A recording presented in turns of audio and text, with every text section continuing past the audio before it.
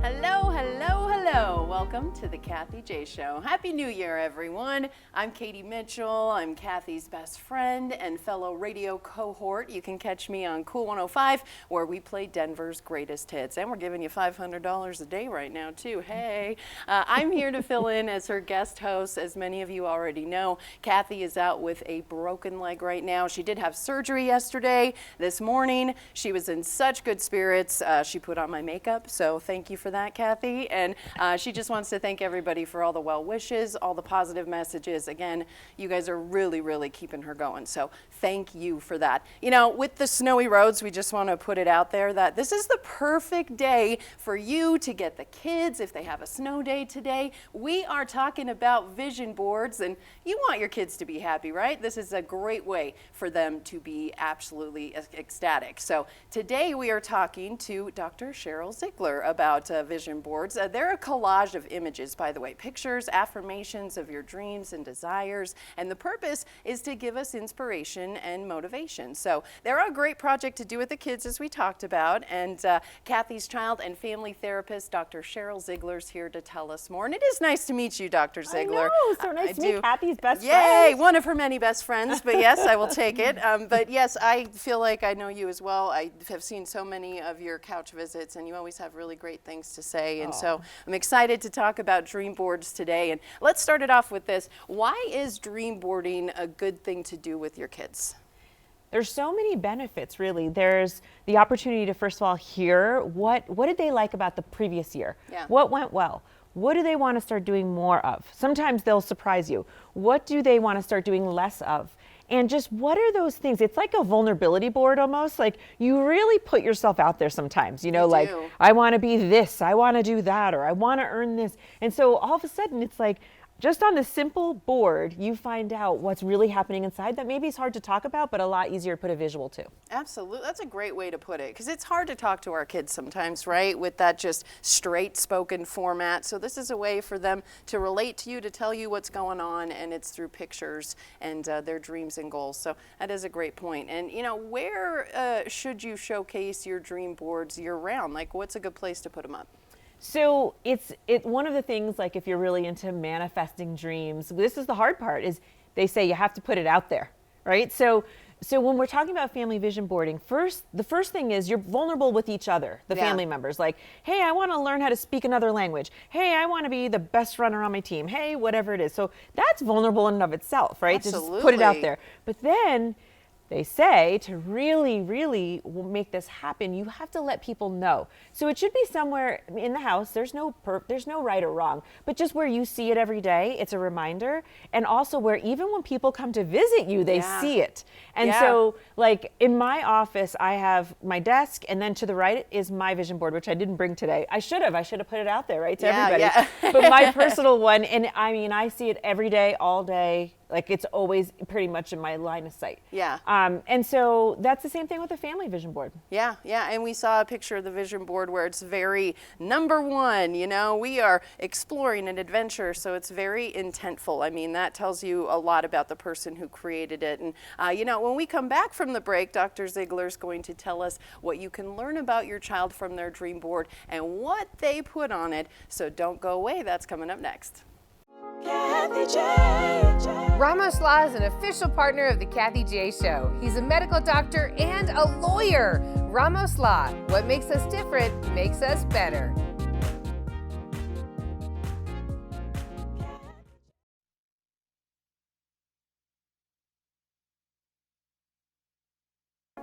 Kathy J. Hey, welcome back to the Kathy J Show, everybody. I'm Katie Mitchell, filling in for Kathy today. She is at home recovering from her broken leg and doing very, very well. We can't wait to have her back. You know, today, again, snowy outside. Lots of side streets are just crazy right now. So if you're driving a sled, it may be the day to sit it out, right? Let the grown-ups drive out there. But the perfect day to create a vision board with your kids right now. Get them around and learn more about them. You know, creating the dream board, your child and your whole family will will be better because of it. And family therapist and Dr. Sheryl Ziegler, she's here, and she makes them with her kids. I make them, well, no, my child makes them, and then she tells me about them. We haven't quite made one together just yet. But Dr. Ziegler, tell us about, again, why it is important to do this with your family, and also what you can learn from your kid by doing so. Yeah, it's a great way to just start communication, have fun with it. I always say I throw a bunch of magazines on the floor, a bunch of supplies. We make it really fun, right? But you know, this is a good example. This is my daughter's vision board, okay? And on here, there's a lot about her lead by example. You know, her becoming stronger, inspire, you know, ready for your chance to shine. Now this is my daughter who doesn't always like to be in the spotlight. She can be more reserved. She can be shyer. So this led to a conversation about like, oh, is this your year where you feel ready to kind of like step out into the world? And she's like, yeah, I really want to do that. I want to be more confident. Number one is around her running. Like she wants to be, you know, put efforts into running. So it just opened up a conversation that I really don't think we would have had otherwise, because there's not really a context for talk about like, what are the amazing things you want to do this year? Exactly. Right? That's an intimidating question in and of its own. Well, yeah. But if you throw pictures on the floor, and fun. Make it beautiful like this, and to be able to tell a story, because that's what this does, and it tells a story about your child that I think as a parent, you're like, I needed to know this. I need to know what areas to encourage you in. I need to know what areas you want to excel in. So this is just wonderful. And I also want to point out, like, you look at what you've used to create this. This is all laying around at home. You don't have to buy anything. You can use the Christmas crafts that you have left over and really put a lot of attention into something like this, a family project that just makes everybody better because of it. Oh, and totally. I mean, this is, you know, this is done, you know, by a teenager, but this one here is also, this one is done by an 8-year-old. He might have even been 7 when he did that one, to be honest. Yeah, this one's really neat too. And so that one is, so the point is, you don't have to be any certain age. Yeah. You can be very young. I would say 5 years old, any age really, right? And you just make it fun. You can write the words if you want, just get markers, crayons. But really the opportunity is to say, as a family, I like to have a family board and then individual board. At a family, what do we want to do? What are our values? What's important to us this year? What do we need to do more of? What do we need to stop doing? So that's super fun, because a lot of times that might be an adventure, a trip, an experience. Ooh, we get to plan for a trip. Yeah. Right. I love planning for the trip. There's one of these, oh yes, that has a trip planned on it.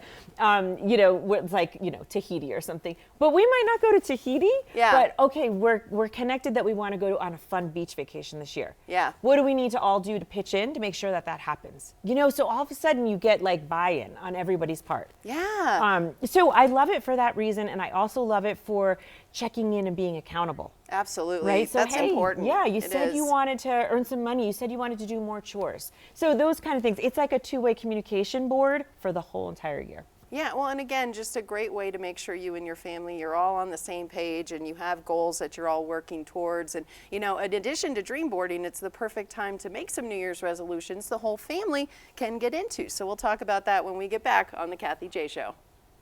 Kathy J. Oakwood Homes is an official partner of the Kathy J Show. Oakwood Homes, building happiness.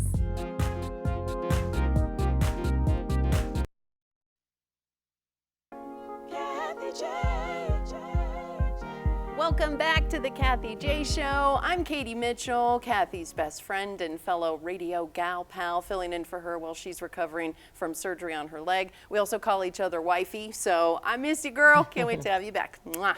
All right, so everyone, as 2022 unfolds, it is the perfect time to start new traditions with our families, like creating these amazing dream boards we talked about. Now, you know, Dr. Sheryl Ziegler is here with us today, and Dr. Ziegler, I was telling you how my daughter, she's 18. I have an adult now, which is weird to say, but she started creating these dream boards when she was like 10 years old, and I almost immediately saw a different sense of confidence in her, and I just think that they're such a good idea, and I love that we're bringing them to the forefront, and we're talking about them. But something that kind of goes along with it is when you create these, you're essentially creating goals and dreams and even resolutions for yourself, as we're at this time of year. But you know, what do you think as far as when you decide what you want to do more of and starting to do less? How do you find priority in that? Well, as you were talking, I was thinking, I haven't spelled this out, but it's nice to guide your kid around physical health goals, mental health goals, maybe educational, sports, leisure. So it's a way to start even just thinking about segmenting your life, right? So and of course, I'd love to talk about mental health, but I think a lot of kids are really open to that. Like, yeah, I want to be more confident, or, oh, I want to have better self-esteem, or I want to have less anxiety, I want to be less nervous. So I love putting that out there. So one way, there's no rules, but one way that I like to do it is to just think about, like, what are the parts of our lives? For some people, there might be spirituality, right? There might be, do we need to, worship more? What do we need to do? There's community. What do we need to do to be more involved in our community? So whatever the family's values are. So right now, whether you have a family value statement or not, the way a company has a mission statement, you can think about it that way. How do we live our lives this year that's in accordance and supporting what we say we value? Okay. And it becomes really easy after that. Yeah. I mean, when you put it out into words, I like the family mission statement because, again, it's one more way that you're united, right? You're moving forward as a unit, and putting that out there and having it almost visual, as you're saying. Do you encourage that? Like, have a family mission statement and make it visual for everybody to see constantly? I think it's a great idea. I think some people that I work with even type it out, have it framed. They have it by their front door. They have it by a certain area. For us, we have like a chalkboard in the back of our house, and it doesn't look like a mission like we believe, but we'll write things on there, or we'll celebrate things on there. Or, for us, and a lot of people do this, at dinner time when people do roses and thorns, and we do recognitions, or you just go around and say what you're grateful for. Those are all the ways on a daily basis you're supporting your family vision. And then if you've got something visual, or you've got something framed that says, like, a lot of people have, like, in our house, or we believe, those kinds of things. Live, laugh, love. Right, live, laugh, love, right. So go back to it, right? Yeah. And so, like, are those just words, or are we living that? How'd you live that today? How'd you live love today? Like, it's just an easy way to connect. And so many people, especially as kids get older, they're looking for tools and tips on how do you communicate with a teenager? How do you get them to talk? Well, this is one way. Yeah, absolutely. Well, and also you're creating those family traditions, right? You start it now. It's something you'll do again next year and the year after that. And then who's to say your kids won't continue those traditions with their kids and family? I love that as a tradition, because I think that once you start it, like the confidence part, you have to do it to know it. But just to have the confidence to say, I want to be number one, or I want to make this goal, or to see your parents say, because kids don't know their parents also have goals, right? They think we have everything figured out. So for them to see, here's what my goal is, I think is also inspiring to them. Like, oh, even when you're an adult, you're working on things. Like, yes, I always say, I'm a work in progress. Yeah, I'm working on things every day. But like, that can just be words until they see it visually. And I'm like, yeah, remember, that's the thing that I'm working on. Yeah.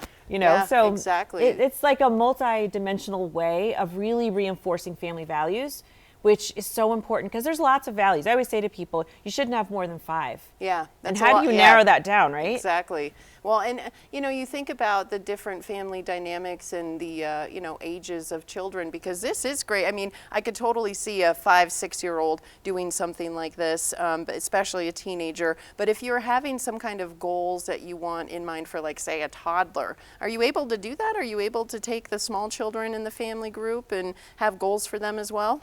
I think you could. I mean, what I imagine, I didn't probably start doing it till they were 5. Okay. But what I would imagine if I had, like, maybe a 3 or 4-year-old is I might say to them, I might again get the magazines out, make it fun. Now they're practicing all their little skills, their motor skills, and cutting and, taping, but also just to say, what things do you want to do this year? Yeah, that's a great question to ask them. And even if they say something like, I want to go to Disney World. Oh, okay, you want to go to Disney World. You want to have fun. Yeah. Right? It doesn't mean you do everything. When the younger kids, right, might be do. Yeah. Right? You might not be there, but it's the process of getting there. It's the process of being intentional, that we want to laugh and have fun every single day. We don't need Disney World to do that. We can do that in our house every single day. Yeah. So no matter what the goal is, if you appreciate the process there, that is also really key. It also provides opportunities at the end of the year to talk about failure. Yeah. Oh, I didn't achieve that. Oh, okay. No big deal. Why do you think that was? And what progress did you make, though, on the way? I was going to say, how far did you get? Because clearly there was a road that maybe you didn't finish, but you at least started out on, right? Exactly. Yeah. And do you think the achievements, do you want to use more than just the goal, like you achieve the goal, and is that the reward, or do you have another reward on top of that for achieving it? I think that is the communication part. That's where it becomes relational, right? Yeah. So what can we celebrate? And then if they say, oh yeah, but then like this didn't ever happen. Wait, hold on a minute. I do remember that, right? And then maybe you use each other as like, I remember a time where you were brave. Remember you did that play. Maybe you didn't get the star role that you wanted, but you got this other role. And I wonder if next year you're more prepared. And all of a sudden it takes maybe something that like, oh, it's kind of a bummer. And now you've got this whole supportive family that's like, no, I saw you shine. Yeah. You were awesome at that. I think you should try out again this year. You know, all of a sudden it's encouraging because kids have all these little private thoughts. Yeah, and they sometimes do. those setbacks or the friendship that didn't work or the thing they didn't get really solidify. They're developing, so it solidifies, you know, like where they weren't. So you want to keep the conversation positive and going and like forward moving. Yeah. We're moving forward. Absolutely. I love your positive attitude, Dr. Ziegler. We're going to talk more about that when we get back and how to start this new year right with the emotional healing for your family. Dr. Ziegler has lots to say about that when we return. But first, it's time for this week's Colorado Lottery trivia question. And the question is the Colorado Lottery going to be at the stock show? I hope so. We're going to find out the answer when we come back. The Colorado Lottery is an official partner of the Kathy J Show. Colorado Lottery, play on.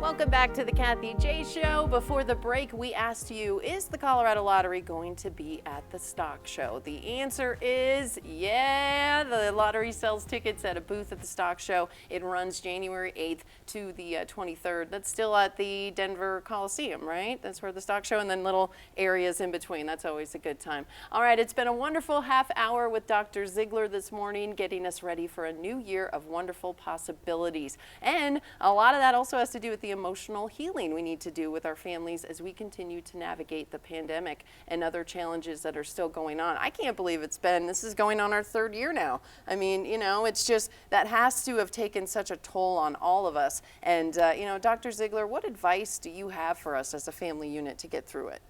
Yeah, I mean, I think the first thing I'd say is we say things like it's taken a toll. Really, for people to understand the mental health toll that this has taken is tremendous. We have record levels of suicide. We have record levels of opioid overdoses, alcohol use.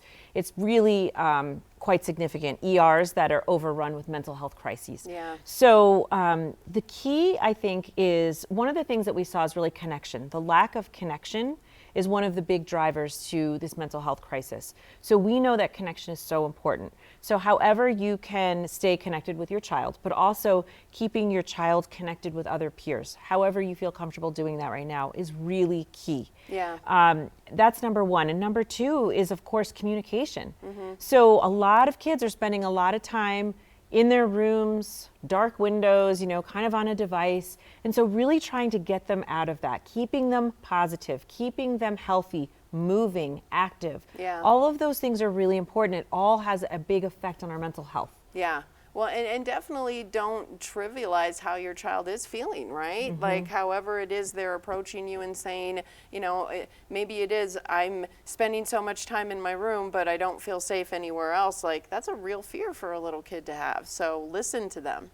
Listen to them and understand that we have a collective trauma experience happening within our communities, particularly here in Colorado. We have really poor mental health outcomes, very, very poor, 48 out of 50 on the states. Wow. It's a problem. It's something we all need to care about. So creating an opportunity to just get engaged with community, to stay focused, to stay looking forward to the future, those things are really important. But last, I would say, two more things are parents need to monitor their own mental health. Yeah. Because that if you're depressed, if you're anxious, it's hard for you to be attuned to other people. And also the other piece is really if your child or your family could benefit from mental health services, go and seek them. Yeah, and exactly. There's a sense of power that comes with that when you're taking back control of your mental health. And, you know, I think it's also important as a parent to remember, like you said, you're dealing with things too, and you have to exude those emotions, but in a way that your kid can still understand it, right? Absolutely. It's so important to model for your kids being real. So, hey, I have struggles too. Here's Yeah. what I'm doing about my struggles. Or here's what I haven't been doing about my struggles. This is why maybe I've been the way I've been, which is usually more irritable, less attuned, less present. That's what happens. Yeah. When you have stress that you're dealing with, it's really hard to be aware of what's going on around you. And you might not be the same parent you've been. Admit that. And say, I'm going to go get help. I'm going to go get support for that. Or our family, I think, could use that. And that's where we really need to go. Destigmatizing mental health treatment is about being out there and going out and getting it and talking about how it's benefited you. So I think there's a lot that we can do, but we just have to be really mindful around where is the status of my family? How are we doing? And what do we need to do? Yeah, well, and definitely making sure that your kids are taken care of and you are taken care of as well. And to connect more with Dr. Ziegler, you can go to her website, drsherylziegler.com. You can also find her on Instagram at Dr. Sheryl Ziegler. I can't believe it's already time for the show to end. This really just went by so quick. But to continue the conversation, just find us on social media. Search for Kathy J or her handle at Kathy J on air. And thank you, Dr. Ziegler, for being here today Thanks so much, and Robin. showing us how much fun vision boards can be. So thank you for joining us, and we'll see you tomorrow. Yay! Great. Awesome! Hey, Yeah, we did it. That was good, I know! And it was a good transition. Yes, and I'll take pictures. Okay, yes.